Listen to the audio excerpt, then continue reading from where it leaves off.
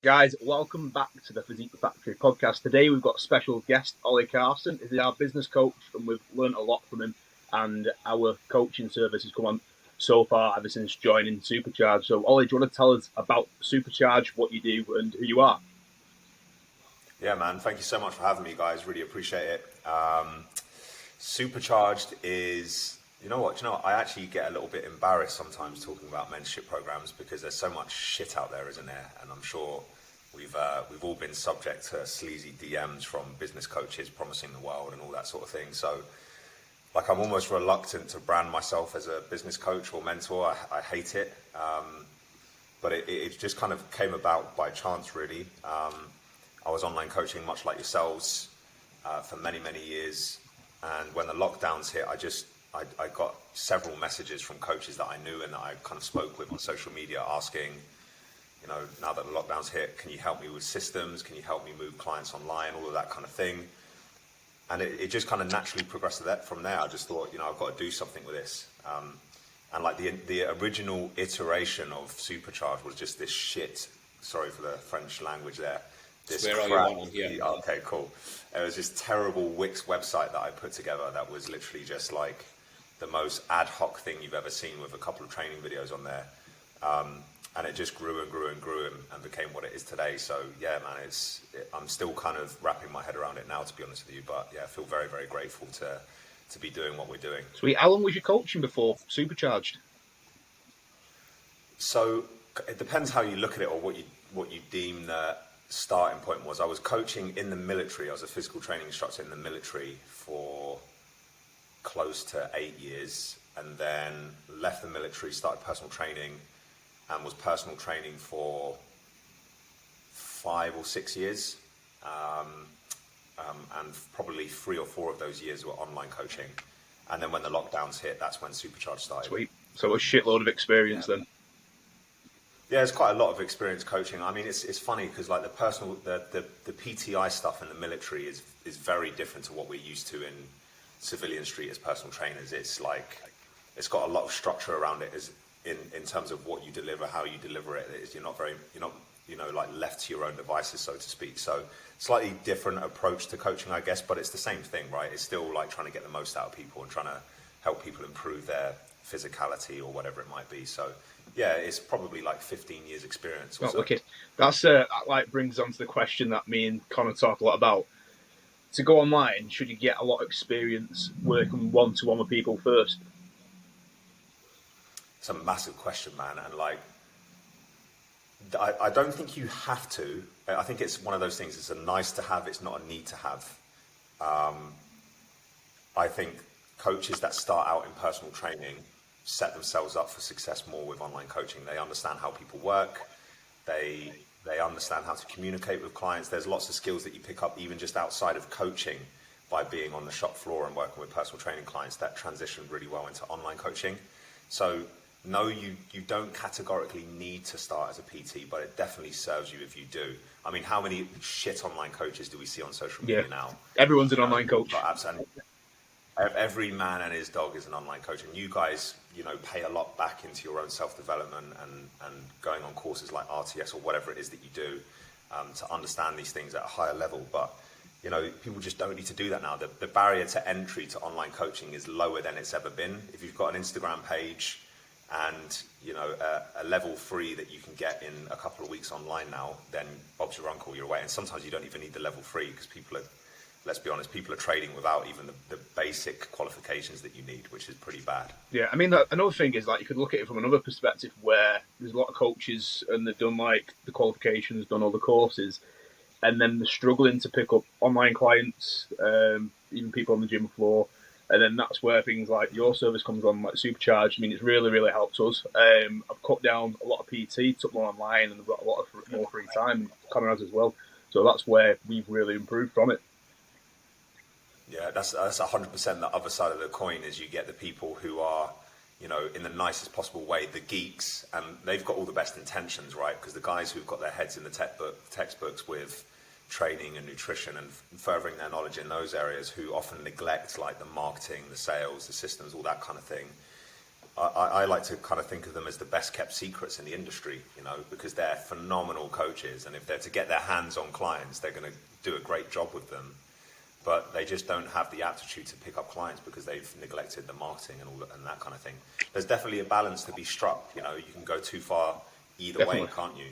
The coaches who do really well are the coaches like you guys, who you understand that you need to know about marketing and sales and so on, but you also understand the importance of, you know, exercise mechanics, you know, extensive nutrition knowledge, all of the things that are going to ultimately get the client the result that they come to you for in the first place. So there's a balance to be had. Yeah, it's those systems as well, and that's what's really improved ever since like coming on with you. The onboarding process, what you go through with them, even before that, like the sales, when you get a client, what to do with them, because I was literally doing the professionalism. Yeah, that's of it all, it, isn't it? I remember when I first started like onboarding people, I was sending out this massive email. It was like, "Hi, welcome to the team. Can you do this? Can you do this? Can you do this? Food diary, this." And now we've got this nice swift system that like kind of doesn't deliver all that at once. It's not this like overwhelming thing, and it's just, again, professionalism. That's all it is. But going back to just what we were talking about earlier, something I was thinking was like, you know, obviously we're talking about, do you need that experience in person before you go online? Just because you have experience in person doesn't necessarily mean it's good experience. You could be a shit one-to-one coach, and that experience doesn't necessarily mean it's good experience, does it? No, that's a really, really good point as well. And that's why I always put caveats in. You know, I don't think it's this binary thing of like yes or no. I think everything's on a sliding scale. And like you say, yeah, you know, in-person experience doesn't stand for much if your gym floor experience is shit. You know, if you're a terrible coach on the gym floor, that's not going to make you a better coach online. So yeah, you know, and you'll find coaches who have moved straight into online, and they're phenomenal because they've spent a lot of time, you know, researching these things and practically applying it with clients. So there's no right or wrong answer, I don't think. I just think very generally the standard to becoming a fitness professional is quite low, and so you kind of almost have to take it upon yourself to build on that and develop that if you're to get ahead. Because ultimately it all comes down to results, doesn't it? You know, you can be a fantastic marketeer, you can be great at getting clients, but if you're shitting them out the bottom end because you're not delivering on what you say you should, then you're going to quickly get found out, you know. So you need to be there's a lot of things. PTs or online coaches out there where they're just turning over clients like one in, one out straight away, and that's it with the service, and you're not providing what they're paying for and that sort of thing. Mm-hmm. To Absolutely. be fair, there's potentially a place for that too, where it's like these people that we're on about, they're generally cheaper, aren't they? So it's like you go in, you get your workout, that's it. You know, there maybe is a place for that in the market as well. There's not. I suppose everything doesn't need to be high ticket, but yeah, I often wonder about that. You see these guys, they're really busy, but they're just like it's like next to no effort that goes into it. They are just a trainer, aren't they? Not a coach. Yeah, absolutely. And like you say, maybe there is a place for that. I mean, it's certainly not something that we aspire to. You know, we want to be as good as we possibly can at everything that we do. You know, like there's a saying that how you do anything is how you do everything. Like meaning, like you guys spoke at the beginning, like how you onboard clients, the professionalism, the way that you're giving this information to clients, the way you're delivering the coaching. Like it's all a reflection of you, and it's an extension of you at the end of the day. That's the cool thing with business, isn't it? It's like an extension of you. So I think, why not go above and beyond with those things? Why not put the extra effort in? I just think if you had to choose, am I going to deliver something that's half-assed or something that's world-class? I'm going to go world-class every single time, you know. Are you going to deliver an Aldi service or a Waitrose one? Don't even talk about Aldi on this podcast, dude. I'm so done with Aldi, Instagram reels, that kind of stuff. So going back to, like, obviously you were coaching and then you got into the kind of business mentoring side of things. Yep. That wasn't really a conscious like effort from you then, it just kind of happened. Yeah, it really, really wasn't. Genuinely wasn't. And like, I'm sure there'll be people that kind of roll their eyes because I'm sure everybody says something similar to that, but it genuinely wasn't. Like I say, at the time that COVID hit, I wouldn't say I was well known in coaching, but I was online coaching a lot of clients and I was doing well from it, and I had a decent following on social media. And so I was always in cahoots and speaking to personal trainers, online coaches on Instagram. And I was always happy to, like, if I was using a new system or I had a new way of doing things, I would share it on my stories, more just out of like, helping other coaches, not because I had this like long-term plan of becoming a business mentor or anything. And so when the lockdowns hit, like I genuinely just got inundated with messages from guys saying, can you help me set something up online? And after the first sort of 5 or 6 helping guys, I thought I've got to do something with this. And so that's just where it came from, and I just ran with it, to be honest with you.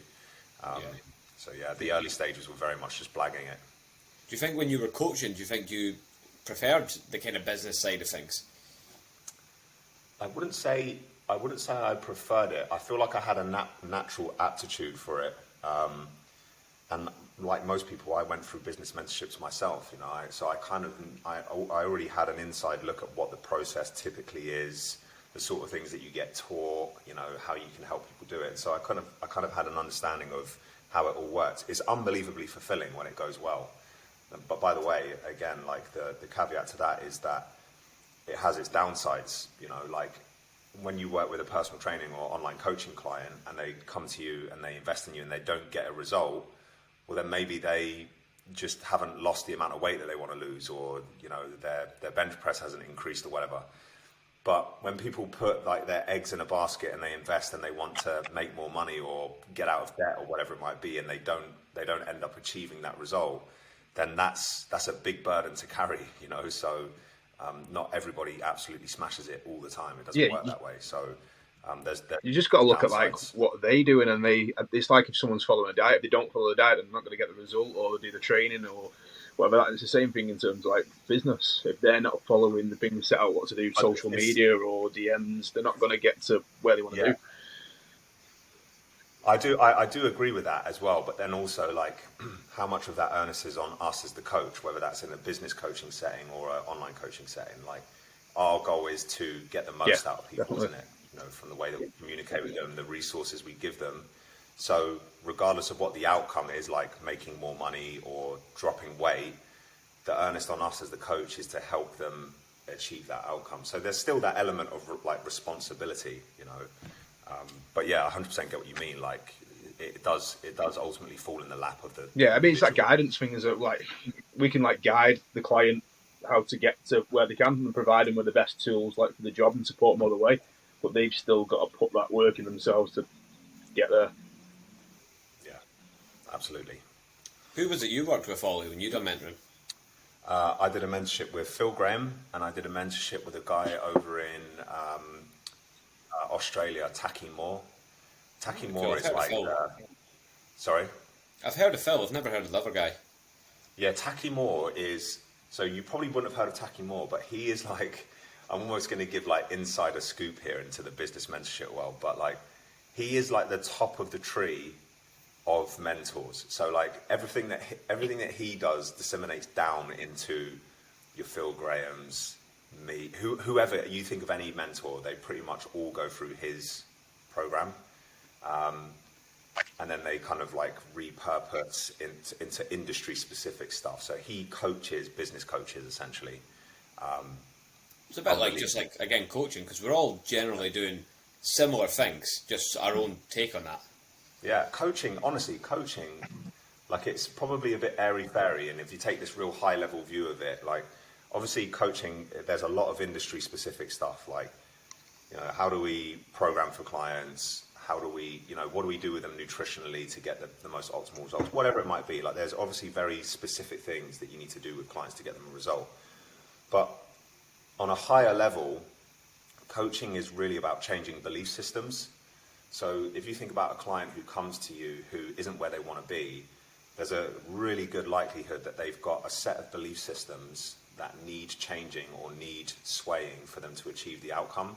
So it's like, you know, they currently don't see the value in training progressively or whatever. And so a lot of what you do is about the communication and how you actually convey that message to clients. Like you'll see coaches who have poor knowledge in all the various areas of being a fitness professional, but they're really good at getting through to clients and getting clients to take action, and they'll get phenomenal results because of that. So it's the same with business coaching. It's like getting people to change their belief systems and getting people to charge more for their services or put themselves out there with their marketing or whatever it might be. You know, that's like the higher level stuff. Would you say a lot of coaches undercharge? Massively. massively. As someone who obviously speaks with heaps of coaches on a daily basis, most coaches undercharge. Most coaches who join us undercharge. And actually Gareth from Coach Accounts did a post about this the other day, which I think was unbelievably true. People will often say like really arbitrary things like, you should charge more, you should charge your value, you should know your worth, but it's not really tangible. Like, what is an actual number? I honestly think, and I kind of agree with Gareth, if you're charging under £150 per month now for online coaching services, you are 100% undercharging. I'd even go a step further and say if you're charging under £200 per month at the minute, you're probably undercharging for your online coaching services. So there's probably a lot of coaches maybe listening to this who maybe fall into that bracket, and they're maybe a little bit taken aback by that, but that's just like from what the market is doing and what the norm is. You know, you'd probably be undercharging if you're below that number. I think a lot of that comes from bodybuilding coaching to some degree, because I remember talking to someone about like what I was charging, and obviously what you kind of suggested we should charge on online coaching, and he was like, what? He's like, my bodybuilding coach, who's like, you know, a top coach within the industry, he's like, he charges that. He's like, how can you charge that? But you've got to remember with bodybuilding, a lot of the time it's like, here's your diet, here's your training, go do it, and you know, I'll get back to you. You know, we probably actually offer a lot more value in what we do. Yeah. It's funny, isn't it? It's such a multifaceted problem, because one, a big problem there is it doesn't matter what someone else is charging, that has nothing to do with you. Yeah. And it's very easy for you to put somebody else on a pedestal and go, well, if they're only charging this, then I can only possibly charge that. No, they're undercharging. They should probably be charging more. So it's a big problem that I face with coaches who have coaches when they join, and we look at their price points and their offers, and often leads to increasing their prices. They get stuck because the barrier is like, well, my coach is charging me this, and they've got their coach on a pedestal. You know, that's why they've invested in them, because they think they're this incredible coach. So they feel like they can't possibly charge more than their own coach, and it's just a massive barrier for people, but it doesn't serve you at all. Do you want to know what I charged when I first started doing online coaching? Let's have it. £80 a month. That's normal though, because my very first coach, when I was like 20 and entered the first bodybuilding show, it was just someone random at the gym, and he was the same price. He was literally like this 40-year-old guy who was massive, and he was like, oh yeah, just £80 a month, and literally I gave him cash each month when I saw him. Sick. And what did you get? Did you get just like probably that like was a it. WhatsApp message, or maybe like a program on Apple? Yeah, so WhatsApp message, like it copied and pasted, and someone else who trained in that gym was coach shopping, was like, oh, let's see your diet plan. Exactly the same. Exactly the same. Yeah. And do you know what? It's funny though, isn't it? Because like, when you talk about pricing and like value and stuff, because price and value are two different things. Price is what you pay, value is what you get. So when you're pricing your services, you should really think about the value. You know, so like, what is somebody going to get if they come into my service? What are they going to get as an outcome, and how should I value that? And it's often a lot higher than what you price yourself. If you price yourself, you think about the tangible things. So if you look at that bodybuilding coach in your gym, for example, if you were pricing it based on the tangibles, like a copy and paste message, a copy and paste diet plan, £80 a month sounds about right. Maybe not even £80 a month. But the value is that you probably got a mega nick for your show. You probably, maybe have not been the most smooth comp prep, but you probably got to the end and thought, wow, I'm in mega shape. This is great. So the value is probably actually higher. So, you know, it's a funny thing, you know, like pricing your services, etc. And there's a lot of comparison that goes on. We often always look to like top coaches in the industry and think, well, what are they charging? I can't, you know, I need to be below that, or they're delivering this and I'm only delivering this, so I can't possibly charge that much. But it's all irrelevant, you know. It doesn't mean anything. And the sooner you can push that to one side, the better. When you're charging that little as well, people do not stick to it. They don't value it. 100%. No skin in the game. You get those energy vampire. There's that saying, and it's kind of true. People who pay the least expect the most. I don't know if you've ever noticed it, when you were like first starting out. You know, you're charging someone 80 quid a month, and they're texting you all hours of the night. You know, they want constant tweaks to their diet plan and all this kind of stuff. You get a different kind of client when you charge more for your services. are typically more relaxed. They have more skin in the game, so they check in on time. They follow the plan to the T because they've invested in it. They ask questions. They're inquisitive. They respect you. They respect your business. So, you know, a lot of positive things come from increasing your prices, but there's a big mental barrier in the first place to getting it done. Definitely. I've noticed a big difference as well. Like, I always offer, like, if you want to pay up front for 4 months or whatever, I always offer that to them. And the people that actually pay up front as well, I think they give even more commitment a lot of the time, because I suppose you're still going to pay it over time, but it feels like there's more skin in the game when you're handing over a big chunk of money, aren't you? Yeah, 100%. It's like, this isn't rocket science, this stuff. You only have to think about your own experiences as a consumer.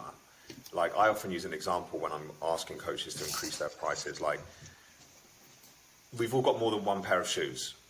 Okay, so typically we'll have a crap pair of shoes and we'll have a decent pair of shoes. If you're going for a walk in the woods, let's say you've got to take your dogs for a walk, and it's been raining and it's muddy, and your shoes are going to get trashed. Do you put on your all singing, all dancing Gucci shoes, or do you put on your cheap, nasty pair? You put on your cheap, nasty pair. So despite the fact that both shoes do the same thing, okay, they go on your feet and they stop your feet from getting wet and they protect your feet, both shoes are probably made from the same material. In some instances, they might even be made in the same factory.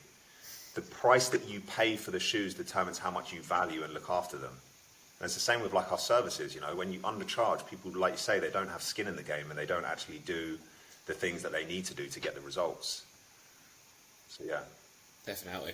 So with being in the fitness industry and things like that, personal training, coaching, I think a lot of time people out with the industry are kind of like, you know, what is it you actually do? What kind of job is that? But something I wanted to ask you, because you'll have a lot more insight than myself or James will, is what's actually possible for a coach in terms of, like, finances? Like, what is, like, some of the craziest things you've seen from coaches? Man, I mean, I don't want to give exact numbers because I don't want to, like, but I mean, like, there's one coach in particular. I don't want to say his name because I don't want to divert any negative attention to him, or because by the way, what he does is phenomenal. But I know coaches that a lot of people listening to this will never even have heard of, and you know, they've got 150 clients paying them £500 per month. It's crazy. So that's crazy. Do some quick maths, you know, and yeah, and I'm not exaggerating, and that's without paid advertising. That's without a huge social media following. And this, by the way, I have to put on record, this isn't someone that I mentor. This is just someone that I know in the industry. But we've got people in the group who are doing £30,000 a month, £40,000 per month in some rare occasions when they have busy months. So you can achieve a lot from a coaching business. I think a lot of it is, you know, the 6 inches between your two ears. A lot of the friction that you face is like your mindset. I know that sounds like a really airy-fairy thing to say, but increasing prices, being audacious with your marketing, being a bit not ruthless, but being a bit of a weapon on sales calls, it requires quite a resilient mindset, you know, and not everybody has that, and that's absolutely cool. You can still run a really great coaching business without having those things, you know. Definitely. It's definitely you know, I think most coaches make a decent living, don't they? Yeah, absolutely. Yeah, like, even, you know, I don't want to use derogatory terms, but even a coach who's maybe not absolutely smashing it, they're still probably getting paid way more than the average employee at a typical office job or whatever, aren't they? You know, and you know, they're doing something that they're probably passionate about. I think this is something that we need to talk about more, is like, what is fulfillment to you? Because you can get so wrapped up in chasing these big financial numbers, these monthly targets that you set for yourself, usually these arbitrary numbers that you see on social media. But actually, always 10k, isn't it? Always 10k a month. Like, where the fuck did that number come from? But then it's like, well, actually, you know, if I'm getting up and I'm going for a walk, listening to a podcast, doing some client work, training at the gym, coming back from the gym, doing a social media post, and then maybe doing a bit more client work, and then chilling with my family for the rest of the afternoon / evening, mate, that's the goal, you know, like that. Sometimes you just need to, like, take stock and go, actually, I'm living my best life right now. I might not be making this arbitrary £10,000 per month, but this is pretty cool, you know. Yeah, definitely. It's like you could maybe go to the next level, but is it worth it in terms of the work you need to put in and probably the stress that comes with it? Yeah, absolutely. Everything's at the expense of what? You know, that's the kind of question that you need to ask yourself whenever you pursue new things. It's like, well, at the expense of what? There's that kind of that like proverb of the guy who's the Mexican guy who's a fisherman, and he goes out on his boat and he catches a couple of fish, and then he comes back in the early afternoon. He sits and drinks beer on his veranda all day with his family. And the big American comes in, he's like, no, you need to get more boats, you need to get people working for you, you need to create this massive corporation, you need to be going out, and then when you make a multi-million pound company, you can then sell it, and then you can retire and you can sit on the beach and you can drink beer whenever you want. It's like, I'm doing that now. You know, I'm literally coming back in the afternoon, I'm having a beer now, I'm good. So you just need to think like, well, what am I actually pursuing here? And can I not have a slice of that right here and right now? For a lot of coaches, they really can. Maybe you have to be a bit more ruthless with things like PT hours, but other than that, like you're close to. I think it's that progress thing, because you're always chasing like what's next and how can you improve. There's always that drive, isn't there? There is, and I think a lot of that is like social media driven. It's keeping up with the Joneses. It's this like competitive nature, which is fine. I think that's innate, especially in men. But again, like you have to just be honest with yourself. Like, what are you doing it for? Are you doing it to keep up with other people's supposed success, or do you actually want to progress in those areas? Because you know, everything is at the expense of something. Once again, you know, so you just got to be really, really mindful that you don't get sucked into chasing arbitrary things for no reason. James and I just end up chasing the money to pay for the next course. That's it. yeah. You're. That's an expensive vice to have, to be fair, but it's going to come back and pay you in dividends, you know. This is like the knowledge that you guys gain from doing those courses equates to better results with your clients. Means I think you've got to watch with them is like in terms of like studying and doing courses, like is that you don't end up actually just paying to do things that are just for your own interest and don't actually help your clients. Yeah, definitely. I think especially as you go down that rabbit hole and it becomes more advanced. I mean, I don't know where are you guys at with RTS now? It's deep. I think the next one is we're going to Oklahoma next year to do the mastery stuff. So it's that's pretty much the last one. I think that's what Paul Standell did, wasn't it? So yeah, but that's where you kind of start looking down the route of, oh, well, actually, this is now where you're going to start positioning yourself to help other coaches, presumably. You know, whether that's in your peripheral vision or not, but that's kind of where it's going, right? Yeah. So that's when cool. It gets to that level, that's what it is, isn't it? It's more like that's not applicable to your like kind of what we call gen pop clients. That's more applicable to people that are more advanced and maybe coaches themselves. Yeah. But yeah, it's like one of those things. Like, you know, you could be with. Like, some people will say, what should I do first? Should I, you know, build up the knowledge, or should I do the business coaching side of things? And you should probably have a good split of that, I would say. Like, personally, having been through the process, I would say definitely do something in terms of business mentoring, because it's just, it's taught us a lot that you don't get taught when you do your level 3 PT and stuff about running a business. And I've actually definitely seen an increase in income with it as well. Even like November, December in particular was probably the least PT I'd done, like in terms of hours, but the most money I'd ever made in terms of for that month or those months. So there's definitely like not that that's always the goal, but you know what I mean. Like, it was kind of part of the goal for me anyway. So yeah, for sure. And there's nothing wrong with that as well. We're often always quick to like shun that. You know, as soon as finances come into it, it's like, oh, I made loads of money, and instead of like just owning that and being unbelievably proud of that, we're often quite quick to downplay it and go, oh, none of that's important, you know, and everyone does that, by the way. But there's no shame in that. There's nothing wrong in being proud of the fact that you had some great months. That's what you were hoping to do, and that's what you did, you know.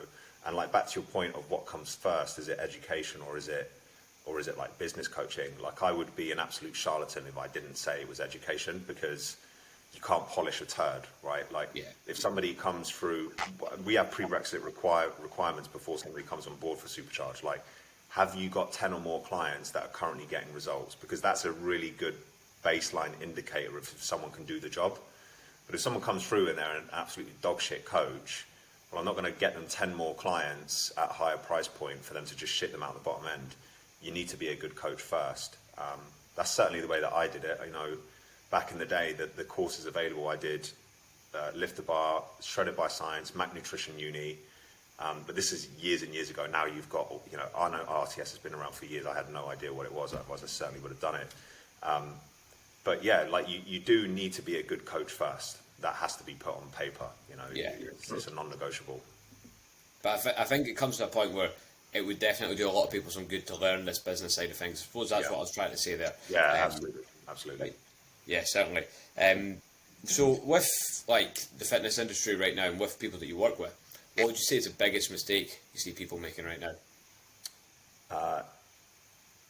It's difficult as well because I don't want to trip myself up, because obviously a lot of what I do is teaching people en masse, but a lot of like copying and imitation, and I get it because there's like social media trends and you almost have to play to like, you know, what the done thing is on social media so that you can hack the algorithm and more people see your content. But like this, like the whole thing, actually, have you guys haven't done any Aldi high protein posts? No. Yeah, have you? No. I don't see it. So that sort of thing, like I kind of get it, but I just think you're literally doing it because every other coach has done it. But if you unpack why you make social media content, it's ultimately to attract clients, right? And then when you think about, well, how do we attract clients in a busy, crowded marketplace with other personal trainers, online coaches? The answer is absolutely not to copy every other coach. Because how many people are watching that video and go, wow, Aldi do high protein yogurts, I'm going to sign up with this guy. It just doesn't happen, you know? So like that's probably the biggest mistake, is just over copying other people in the industry and not finding their own voice and not being afraid to just put your own spin on things. Like you guys have started doing it really well recently. James in particular, you've done it really well with your reels, where you're happy to like show your personality and slag things off and say things that you don't agree with and talk about like fucking gurus sliding into your DMs and stuff like that, because those are the things that people are gonna resonate with and they're gonna be like, yeah, that strikes a chord with me. And people aren't gonna sign up with you just on your coaching prowess. It's like, would they get on with you? And how do people know they're going to get on with you if you're not showing your personality on social media? So you do need to do that. Definitely. Sometimes, you know, it could be difficult to share your opinion in the sense of like you're thinking, what sort of reaction is this going to get? Yeah. Like if I actually speak my true mind here, what sort of reaction is this going to get? So I can see where the barrier is there for people, but at the same time, like, yeah, you need to stand out like that. The whole Aldi protein hack thing. I mean, I've lost count how many times I've seen that. It's the same shit every time as well. But that's part of the comfort in it as well, isn't it? It's because, you know, as you just said there, Connor, dude, it's like one of the big things that stops people from being truly their authentic self is the fear of judgment, fear of backlash, whatever it might be. And then the opposite of that is conforming to what everyone else is doing, because, you know, there's security in that. If every other coach is doing this, then that's safe, you know? Yeah. I don't know if that's the exact reason that they do it, but yeah, like, all I can say is if you think about the most controversial people on the internet and think about some of the things that they say, I'm imploring that you go and emulate that, but what I'm saying is if they can get away with some of the stuff that they're saying, and you're probably not going to be half as outlandish as those people, then you'll probably be fine, you know? So don't be afraid to share opinions and voice your true thoughts on things, because that's the thing that will strike a chord. I think most of it's just like mindless though, isn't it? Where it's just copy paste. You don't have to think about making a post or any content. It's just took something from there, made it their own, and what they tried to. And again, that's not their personality at all. No, absolutely. I spent 2 hours making a post yesterday, but like when you actually spend that time, and something I've kind of reframed my mindset a little bit too on it. I'm always thinking now, does this actually help anyone, or is this just pointless information?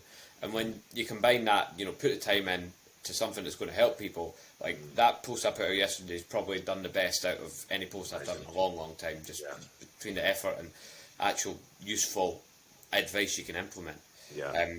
Something I noticed yesterday as well is so I've been posting onto YouTube as well. I've been putting my reels onto YouTube Shorts, right? And I've heard people say before, it's not the algorithms, it's your content that's shit. But I disagree with that, because I've been putting these reels on YouTube and they're getting thousands and thousands of views, which they wouldn't usually. But But then I put that one on yesterday, and it didn't come up as a short. It came up as a video because it was like over a minute long. 0 views. So the algorithms definitely play a role. What would you say in that, Ollie? The algorithms do play a role, and on the YouTube thing, like every coach listening to this should be uploading their content to YouTube Shorts, Facebook Reels, and TikTok, but in particular YouTube. Like the fact that you guys record this podcast in video format is unreal. So hopefully you upload this to YouTube as well. You do as a long form video, yeah.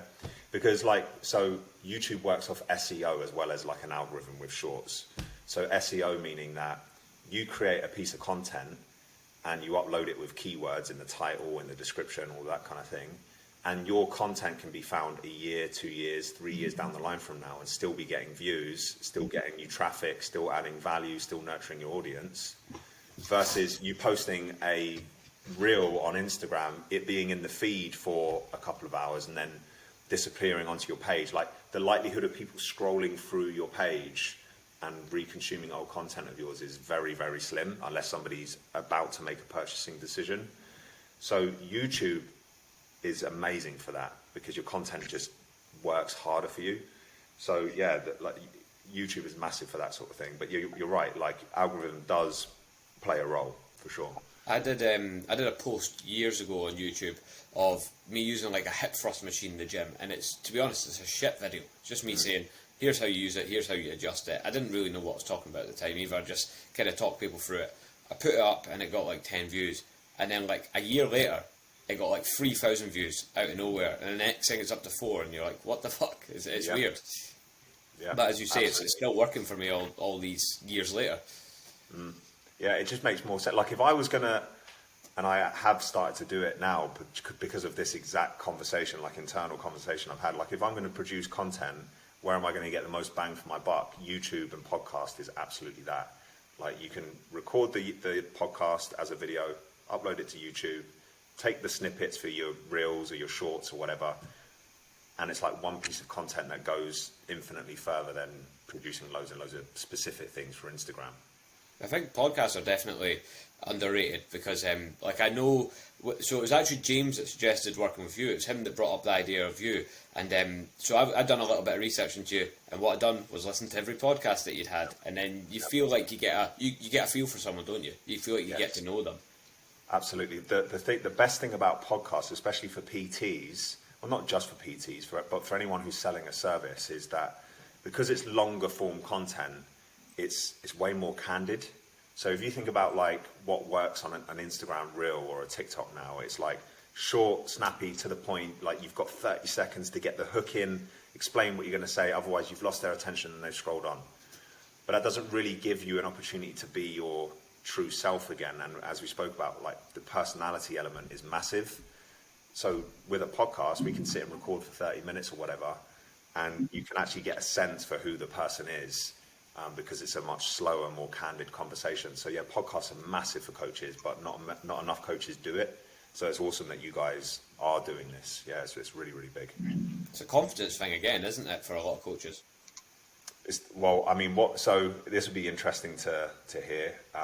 If you had to kind of compartmentalize what the biggest barriers were for you starting the podcast. I think it's like the face-to-camera stuff, or even just talking to a camera in general.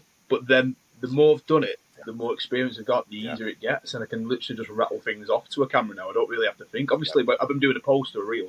I still have to script things down to make sure it's in order and the structure to it. Yeah. But it's so easy. I don't like fall over myself and keep going, and it comes out a lot better.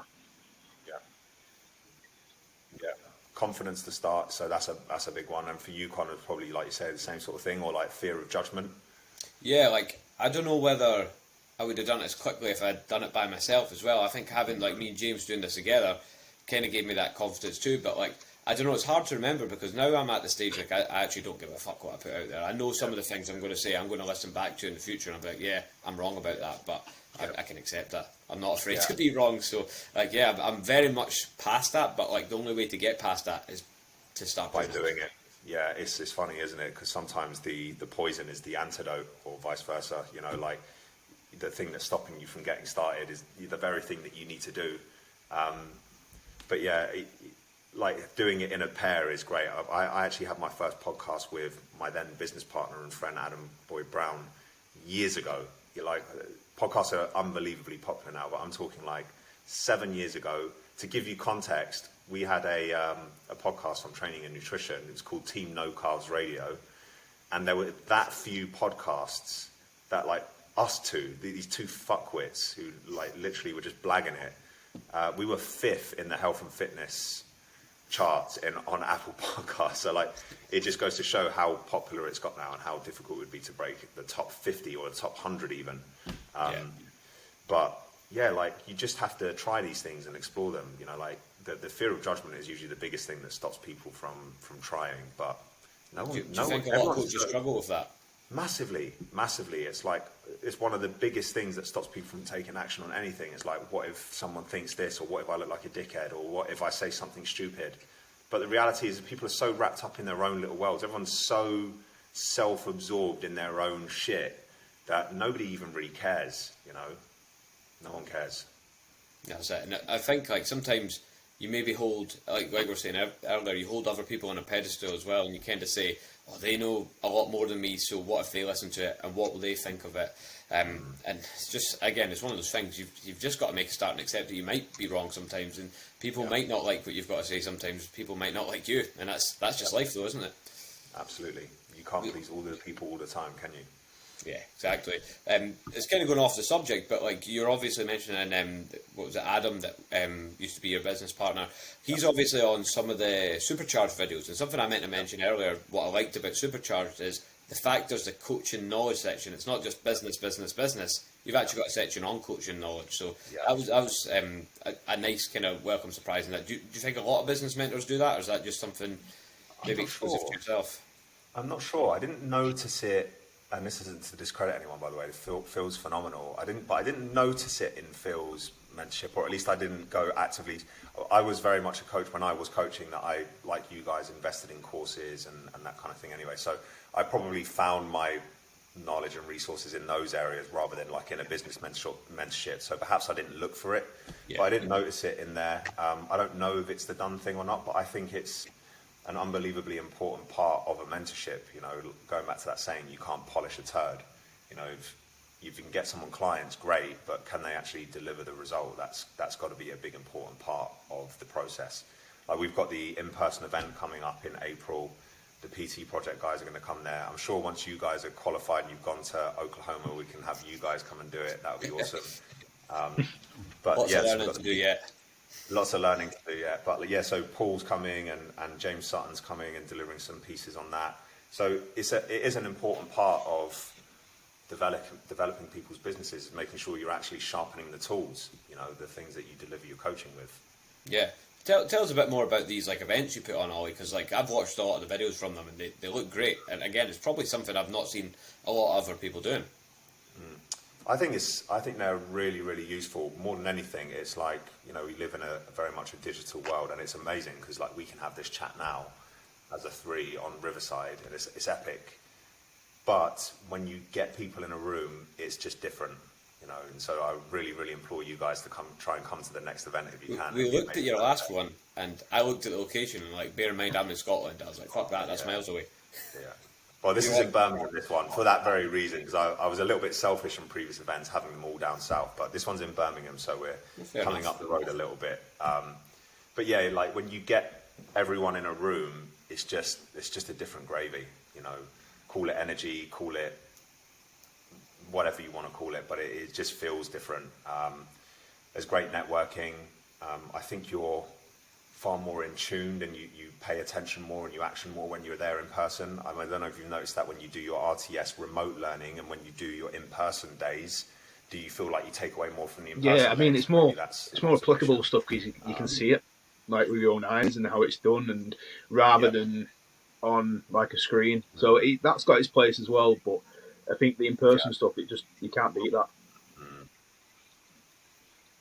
Yeah, you can't, man. And so that's why we do it, really. And it's just to make the thing tangible. Like, we've got this amazing community and people are always quick to help each other, but it's good to get everyone in a room and let people chat on the breaks and, you know, build relationships. So they're mega. I love them. They cost us a lot of money, but it's worth every single penny to run them. For example, though, it's like, you know, doing it, so Supercharged obviously mostly online. You do have the calls and things like that, but you don't so much speak to the other people in those calls. And when we're talking earlier about what's kind of possible for a fitness professional at the minute, it's like if you're sat next to the guy that's making 30 grand a month, and you say, just what are you doing at the minute? And he says that, you're like, shit. Here's a guy right here that's making 30 grand a month, and it begins to open your eyes to what's possible for you. Absolutely, yeah. It's cool just humanizing people, because again, like that whole thing we've said a few times, but putting people on a pedestal. When you sit next to someone who's actually doing the thing that you aspire to do, and you realize they're the same as you, and there's not really much special about that person. They've just maybe taken this risk or done this thing. It's a really, really powerful thing. Everyone comes away from the in-person events like unbelievably motivated, if nothing else. Even if they don't pick up a single new thing that they're going to go run away and do, they come away motivated and inspired, and they work their asses off for the next few weeks, which often is a... To be honest, that's why I come to the Monday morning and momentum calls when I can, because that inspires me. Even just hearing other people like, I'm doing this, I'm doing this, I'm doing this, I'm like, right, okay, I need to do more. Yeah, absolutely. Yeah, it does make a big the ideas that come from it as well. Someone says, I'm doing this and it's working really well. I'm like, oh shit, yeah, I'm going to try that. No one person is smarter than everyone. That's one of my favorite things about the group element of anything. So again, you'll have it in your groups, when you're doing further education, like you get insights from other, it's not usually just the educator or the coach or the mentor or whatever, it's everyone else in the community that are living and breathing it as well. We've all got something to add. We're on a course at the minute that Paul's on, Paul Standell. Yeah. And I think sometimes when Paul talks, he takes over a bit, doesn't he? This one. Yeah, he's the chief waffler. It's good because, as you say, you've got that insight from all these other people as well. But I think, like, going back to what you said as well, when we went onto that course, and I've said it in this podcast before, I felt like we were kind of bottom of the pile, because I'm like, oh, look, there's so-and-so from M10. There's, Paul Standell, who teaches this stuff. There's so-and-so. And once you're actually in the group and you're with these other people, you're like, wait a minute, when they get asked a question, they're kind of going, they're the same. They're not maybe on the same level as you, but they're still human, like you say. Did I break up there? Yeah, just only a little bit there. You said they're not on the same level, and then it came back. But they're still human, is what I was saying. Yeah, absolutely. Yeah.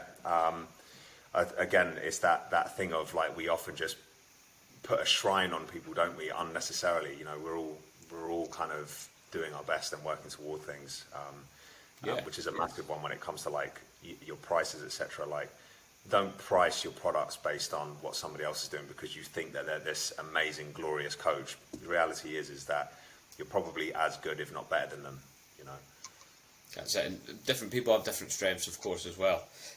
So to kind of wrap this up and not take up too much of your time, Ollie, what's one thing that any coach or anyone that owns a business really that's listening to this can take away from it?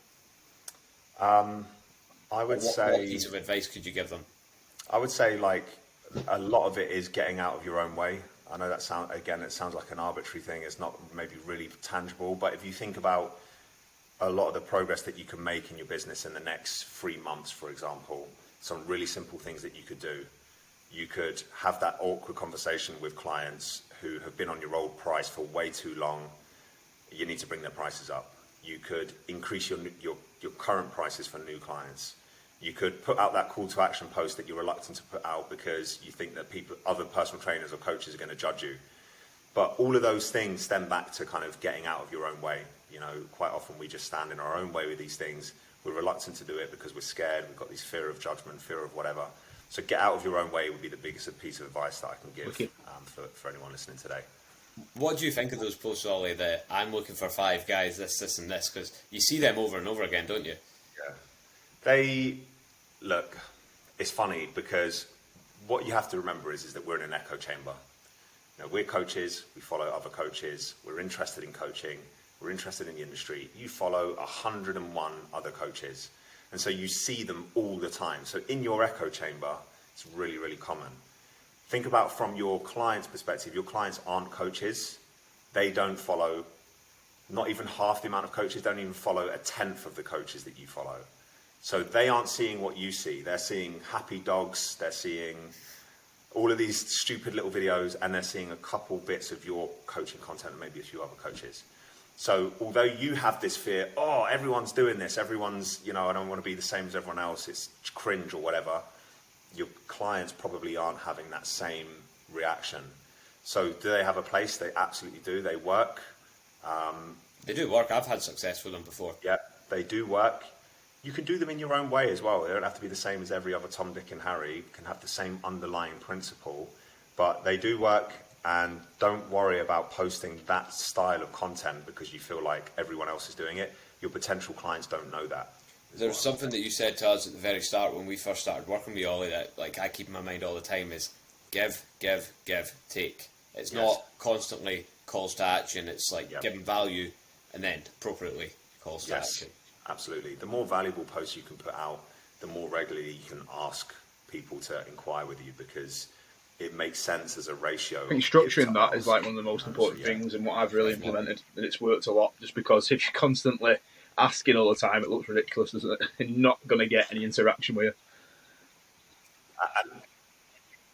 Yeah, absolutely. And then the opposite of that as well, James, dude, is that if you're somebody who just gives value all the time and you're never asking your audience to take an action, well then again you're going to be the best kept secret because honestly, it's so bizarre, but people almost need to be told what to do. Drop me a message and inquire about coaching. Fill in my application form, whatever it might be. You need to be doing that regularly. So there's a balance to be struck. But yeah, you're absolutely right. If you don't ask, you don't get. But I think a lot of the time people, like not coaches, but like the kind of people that we are marketing to, they don't think that you're full all the time, sort of thing. Because the amount of times I get messages like, "Have you any spaces for this?" Like, fair enough, PT is a different story, but online, your capacity is pretty large. But when I see online coaches saying they're full, I'm like, no, you're not. Nobody's full. You're only as full as your systems allow. So everyone could take on more clients if they're honest with themselves. So yeah. But I think it's important to put out there that you are looking for clients because if you don't say that, people don't know that. Absolutely. It's just a reminder to people that you're actively taking clients on. You don't have to make it this big. Honestly, the amount of coaches get that post up now.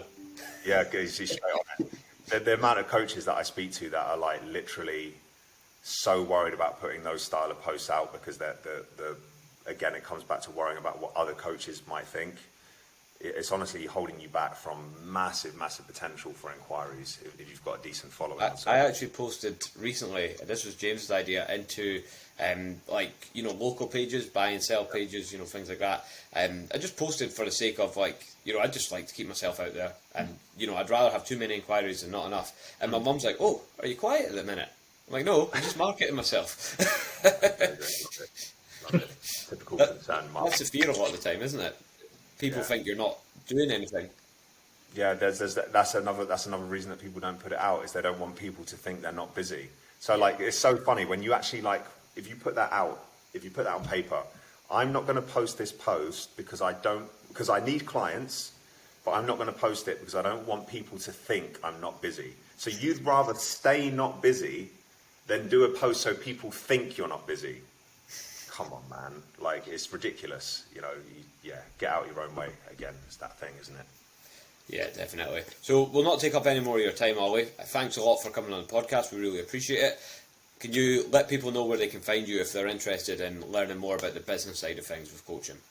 Yeah, for sure. Thanks for having me, guys. Easiest place is either Instagram. It's Ollie, Ollie Carson, Carson, and then 2 underscores. Or you can just look at our website. It's superchargedfitpro.co.uk, and all the information on mentorship is on there. Awesome.